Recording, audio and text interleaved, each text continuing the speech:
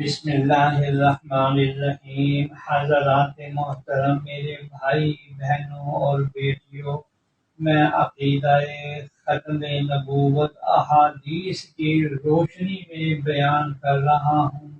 آج میں ترمذی شریف کی ایک حدیث کا ترجمہ سناتا ہوں۔ حضرت انس بن مالک رضی اللہ تعالی عنہ سے روایت ہے کہ رسول اللہ صلی اللہ علیہ وسلم نے فرمایا کہ رسالت و نبوت ختم ہو چکی ہے، پس میرے بعد نہ کوئی رسول ہے نہ نبی ہے۔ اتنی وضاحت متعدد احادیث میں آئی ہے۔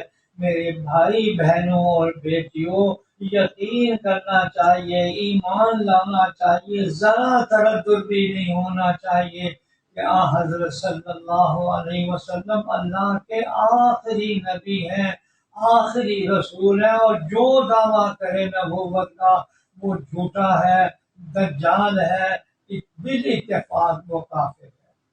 میں اب ایک روایت بخاری شریف کی سناتا ہوں۔ حضرت ابو ہریرہ رضی اللہ تعالی عنہ کو رسول اللہ صلی اللہ علیہ وسلم نے فرمایا، ہم سب کے بعد آئے، یعنی تمام انبیاء کرام مجھ سے پہلے آئے اور ہم سب کے بعد آئے، اور قیامت کے دن سب سے آگے ہوں گے، صرف اتنا ہوا کہ ان کو کتاب ہم سے پہلے دی گئی ہے۔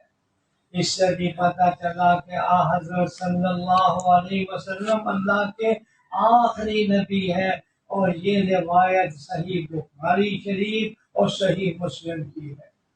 اور اگلی روایت حضرت عقبہ بن عامر رضی اللہ تعالی عنہ سے روایت ہے کہ حضور صلی اللہ علیہ وسلم نے ارشاد فرمایا، اگر میرے بعد کوئی نبی ہوتا، لو کان بعدی نبی لکان عمر بن الخطاب، تو عمر بن خطاب رضی اللہ تعالیٰ عنہ ہوتے۔